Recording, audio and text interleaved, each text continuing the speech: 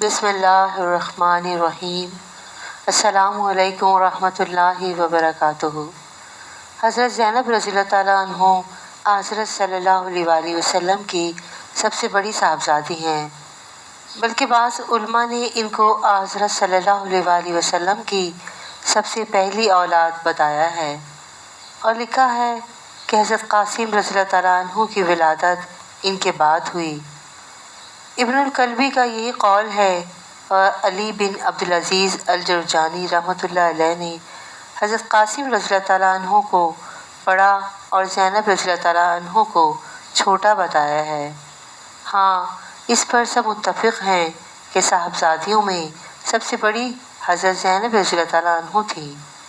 ان کی پیدائش 30 میلاد النبی میں ہوئی، یعنی جس وقت وہ پیدا ہوئیں حضرت صلی اللہ علیہ وآلہ وسلم کی عمر شریف 30 سال تھی۔ سید عالم صلی اللہ علیہ وآلہ وسلم کی بعث 40 سال کی عمر میں ہوئی تھی۔ اس حساب سے حضرت زینب رضی اللہ تعالیٰ عنہ کی زندگی کے اولین 10 برس بعثت سے پہلے گزرے، اور 13 سال اس کے بعد مشرکین کی طرف سے سید عالم صلی اللہ علیہ وآلہ وسلم کو اور آپ کے اہل و عیال کو جو تکلیفیں پہنچیں، ان سب میں حضرت زینب رضی اللہ تعالیٰ عنہ اور ان کی بہنیں شریک رہیں۔ ساتھ نبوی میں حضرت صلی اللہ علیہ وآلہ وسلم اور آپ کے ساتھیوں کو شعب ابی طالب میں مقید کر دیا گیا۔ وہاں 3 برس تک قید رہے اور فاقوں پر فاقے گزرے۔ ان سب مصائب میں حضرت ختیجہ رضی اللہ عنہ اور حضرت صلی اللہ علیہ وآلہ وسلم کی اولاد سب ہی شریک رہے۔ حضرت زینب رضی اللہ عنہ کا نکاح سید عالم صلی اللہ علیہ وآلہ وسلم نے ان کا نکاح حضرت ابو العاص رضی اللہ عنہ بن ربیع سے کر دیا تھا۔ ابو العاص ان کی کنیت ہے۔ ان کا نام کسی نے لقیط اور کسی نے زبیر اور کسی نے حشیم بتایا ہے۔ حضرت ابو العاص رضی اللہ عنہ حضرت ختیجہ رضی اللہ عنہ کی بہن حالہ بنت خویلد کے بیٹے تھے۔ اس طرح وہ حضرت زینب رضی اللہ عنہ کے خالہ زاد بھائی ہوئے۔ مکے میں ان کی پوزیشن مالداری اور تجارت و امانت میں بڑی اونچی تھی۔ بعثت سے پہلے بھی سید عالم صلی اللہ علیہ وآلہ وسلم کو ان سے گہرا تعلق تھا۔ بعض علماء نے یہ بھی کہا ہے کہ انہوں نے سید عالم صلی اللہ علیہ وآلہ وسلم سے مواخات کر لی تھی، یعنی آپ کو اپنا بھائی بنا لیا تھا۔ حضرت زینب رضی اللہ عنہ سے ان کا نکاح مکے میں ہو گیا تھا۔ اس وقت حضرت ختیجہ رضی اللہ عنہ بھی زندہ تھیں۔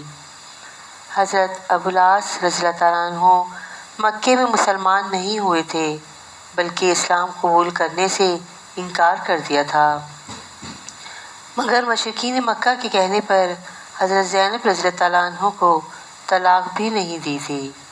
حضور اقدس صلی اللہ علیہ وآلہ وسلم نے ان کی اس بات پر تعریف فرمائی اور فرمایا کہ ابو العاص نے بہترین دامادی کا ثبوت دیا۔ یہ واقعات ابتدائی اسلام کے ہیں۔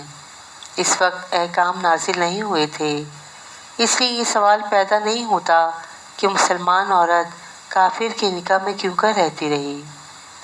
پھر جب حضور اقدس صلی اللہ علیہ وآلہ وسلم نے مدینہ منورہ کو ہجرت فرمائی تو اپنی اہلیہ حضرت سودا اور اپنی صاحبزادیوں حضرت فاطمہ رضی اللہ عنہ اور حضرت ام کلثوم کو بلایا، لیکن حضرت زینب اپنے شوہر کے پاس ہی رہیں۔ ہجرت: حضرت زینب رضی اللہ عنہ مکے ہی میں اپنے شوہر کے پاس رہیں، حتیٰ کہ ان کو حالت شرک ہی میں چھوڑ کر 2 ہجری میں غزوہ بدر کے بعد مدینہ منورہ کو ہجرت فرمائی۔ حضرت ابو العاص رضی اللہ عنہ زمانے کفر میں مشرکین مکہ کے ساتھ بدر کے موقع پر مسلمانوں سے لڑنے کے لیے آئے۔ جنگ میں شریک ہوئے، مسلمانوں کو فتح ہوئی اور حضرت ابو العاص بن ربیع دیگر مشرکین کے ساتھ قید کر کے مدینہ لائے گئے۔ ان کو حضرت عبداللہ بن جبیر بن نعمان الانصاری رضی اللہ عنہ نے قید کیا تھا۔ بدر سے ہار کر جب مشرک مکہ اپنے وطن پہنچے تو قیدیوں کو چھڑانے کے لیے حضور اقدس صلی اللہ علیہ وآلہ وسلم کی خدمت میں قیدیوں کا فدیہ جان کا بدلہ بھیجا۔ ہر ایک قیدی کے عزیزوں نے کچھ نہ کچھ بھیجا تھا۔ حضرت زینب رضی اللہ تعالیٰ عنہ نے اپنے شوہر کو چھڑانے کے لیے عمرو بن ربیع کو مال دے کر روانہ کیا۔ یہ حضرت ابو العاص رضی اللہ تعالیٰ عنہ کے بھائی تھے۔ اس مال میں ایک ہار بھی تھا جو حضرت خدیجہ رضی اللہ تعالیٰ عنہ نے شادی کے وقت حضرت زینب رضی اللہ تعالیٰ عنہ کو دیا تھا۔ اس ہار کو دیکھ کر رسول اللہ صلی اللہ علیہ وآلہ وسلم کو حضرت خدیجہ رضی اللہ تعالیٰ عنہ یاد آ گئیں اور آپ پر بہت رقت طاری ہو گئی۔ پر جانثار صحابہ رضی اللہ تعالیٰ عنہ سے فرمایا کہ تم مناسب سمجھو تو زینب رضی اللہ تعالیٰ عنہ کے قیدی کو یوں ہی چھوڑ دو اور اس کا مال بھی واپس کر دو۔ اشاروں پر جان دینے والے صحابہ رضی اللہ تعالیٰ عنہ نے بخوشی قبول کیا اور سب نے کہا جی ہم سب کو اسی طرح منظور ہے۔ چنانچہ حضرت ابو العاص رضی اللہ تعالیٰ عنہ چھوڑ دیے گئے، لیکن سید عالم صلی اللہ علیہ وآلہ وسلم نے ان سے یہ شرط کر لی کہ حضرت زینب رضی اللہ تعالیٰ عنہ کو مکے جا کر مدینے کے لیے روانہ کر دینا۔ چنانچہ انہوں نے یہ شرط منظور کی اور پھر اس کو پورا کیا، جس کی وجہ سے سید کونین صلی اللہ علیہ وآلہ وسلم نے ان کی تعریف کی اور یہ فرمایا حسنی فصدقنی ووعدنی فوفی لی، یعنی ابو العاص نے مجھ سے بات کی اور سچ کہا اور مجھ سے وعدہ کیا جسے پورا کیا۔ چنانچہ حضرت ابو العاص رضی اللہ تعالیٰ عنہ کے مکہ معظمہ پہنچ جانے پر حضرت زینب رضی اللہ تعالیٰ عنہ ہجرت کر کے شفیق دو جہان صلی اللہ علیہ وآلہ وسلم کے پاس مدینہ منورہ آ گئیں۔ لیکن ہجرت کے وقت حضرت زینب رضی اللہ تعالیٰ عنہ کو یہ دردناک واقعہ پیش آیا کہ جب وہ ہجرت کے ارادے سے نکلیں تو حبار بن اسود اور اس کے ایک اور ساتھی نے ان کو تکلیف پہنچانے کا ارادہ کیا۔ چنانچہ ایک نے ان کو دھکا دے دیا، جس کی وجہ سے وہ ایک پتھر پر گر پڑی اور ایسی تکلیف پہنچی کہ حمل ساقط ہو گیا۔ یہ تکلیف تا دم آخر چلتی رہی اور یہی ان کی وفات کا سبب بنی۔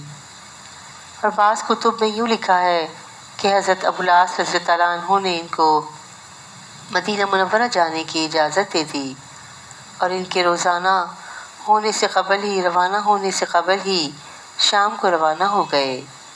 جب وہ ہجرت کے لیے گھر سے نکلیں تو حبار بن اسود اور اس کے ایک ساتھی نے ان کو جانے سے روکا اور گھر میں واپس کر دیا، اور اس کے بعد سید عالم صلی اللہ علیہ وآلہ وسلم نے ان کو ہمراہ لانے کے لیے مدینہ منورہ سے آدمی بھیجا، جس کے ساتھ وہ مدینہ منورہ تشریف لے آئیں۔ حضرت زینب رضی اللہ تعالیٰ عنہ کو جو تکلیف پہنچی اس کے بارے میں سید عالم صلی اللہ علیہ وآلہ وسلم نے فرمایا وہ میری سب سے اچھی بیٹی تھیں جو میری محبت میں ستائی گئیں۔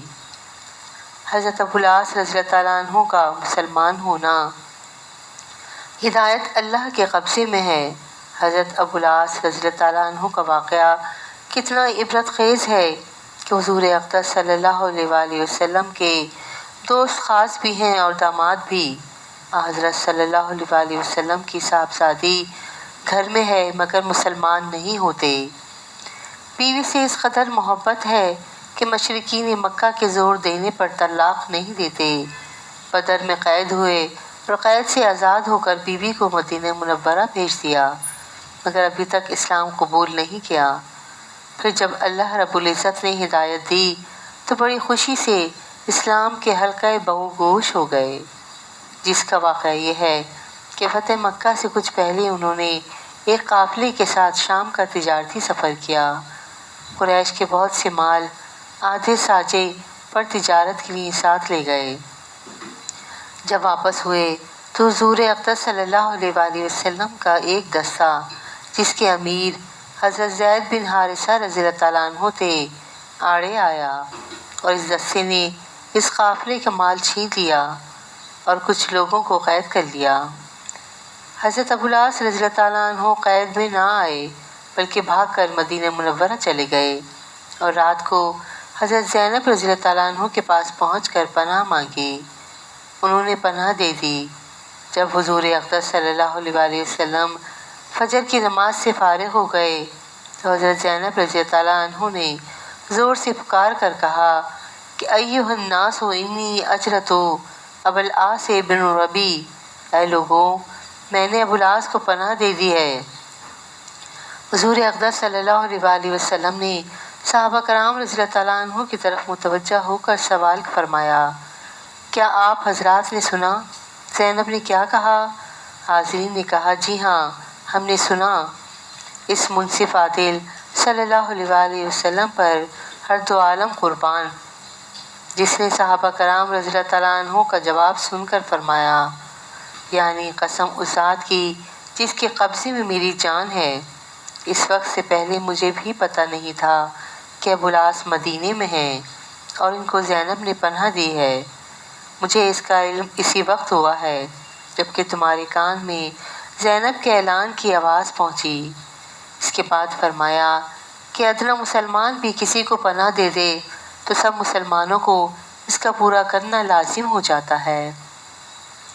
پھر یہ فرمایا کہ آپ صلی اللہ علیہ وسلم حضرت زینب رضی اللہ تعالیٰ عنہ کے پاس پہنچے اور ان سے فرمایا کہ ابو العاص کو اچھی طرح رکھنا اور میاں بیوی والے تعلق کو نہ ہونے دینا، کیونکہ تم ان کے لیے حلال نہیں ہو۔ حضرت زینب نے عرض کیا کہ اپنا مال لینے کے لیے آئے ہیں۔ یہ سن کر سید عالم صلی اللہ علیہ وسلم نے اس دستے کو جمع کیا جنہوں نے ان کا مال چھینا تھا، اور فرمایا کہ اس شخص ابو العاص کا جو تعلق ہم سے ہے اس سے تو آپ لوگ واقف ہیں، اور اس کا مال تم لوگوں کے ہاتھ لگ گیا ہے جو تمہارے لیے اللہ کی طرف سے عنایت ہے، کیونکہ دارالحرب کے غیر مسلم کا مال ہے۔ میں چاہتا ہوں کہ آپ لوگ اس کے ساتھ احسان کریں اور جو مال اس کا لے لیا ہے وہ واپس کر دیں، لیکن اگر تم ایسا نہ کرو تو میں مجبور نہیں کر سکتا، اس مال کے تم ہی حقدار ہو۔ یہ سن کر سب نے عرض کیا کہ ہم ان کا مال واپس کر دیتے ہیں، اور پھر اس پر عمل کیا اور جو مال لیا تھا وہ سارا ان کو واپس دے دیا۔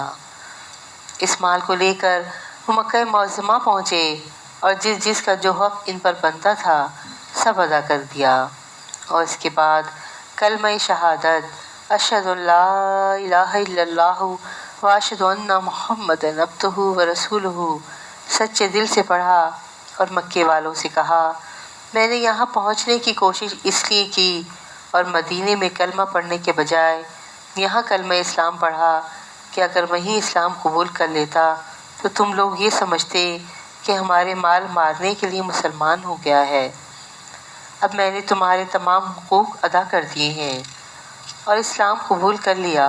اس کے بعد حضرت ابو العاص رضی اللہ تعالیٰ عنہ حضرت صلی اللہ علیہ وسلم کی خدمت میں مدینہ منورہ چلے گئے، اور حضرت صلی اللہ علیہ وسلم نے اپنی صاحبزادی حضرت زینب رضی اللہ تعالیٰ عنہ سے دوبارہ ان کا نکاح فرما دیا۔ 6 سال کے بعد حضرت زینب رضی اللہ تعالیٰ عنہ حضرت ابو العاص رضی اللہ تعالیٰ عنہ کے نکاح میں دوبارہ آئیں اور انہی کے نکاح میں وفات پائی۔ حضرت ابو العاص رضی اللہ تعالیٰ عنہ نے ذی الحج 12 ہجری میں وفات پائی۔ حضرت زینب رضی اللہ تعالیٰ عنہ کے بطن مبارک سے ایک صاحبزادہ اور ایک صاحبزادی تولد ہوئے۔ صاحبزادی کا نام امامہ تھا اور صاحبزادے کا نام علی تھا۔ فتح مکہ کے روز حضرت صلی اللہ علیہ وسلم کے ساتھ سواری پر جو علی سوار تھے وہ یہی علی بن ابی العاص رضی اللہ تعالیٰ عنہ تھے۔ انہوں نے سن بلوغ کے قریب حضرت صلی اللہ علیہ وسلم کی موجودگی ہی میں وفات پائی۔ ان کی بہن حضرت امامہ رضی اللہ تعالیٰ عنہ سے حضرت صلی اللہ علیہ وسلم کو بہت محبت تھی۔ ایک مرتبہ آپ کے پاس کہیں سے ایک ہار آ گیا تھا۔ اس کے متعلق آپ نے فرمایا کہ اسے اپنے گھر والوں میں سے اس کو دوں گا جو مجھے سب سے زیادہ محبوب ہے۔ یہ ارشاد سن کر عورتوں نے سمجھ لیا کہ بس ابوبکر رضی اللہ تعالیٰ عنہ کی بیٹی رضی اللہ تعالیٰ عنہ کو ملے گا، لیکن حضرت صلی اللہ علیہ وسلم نے حضرت امامہ رضی اللہ تعالیٰ عنہ کے گلے میں ڈال دیا۔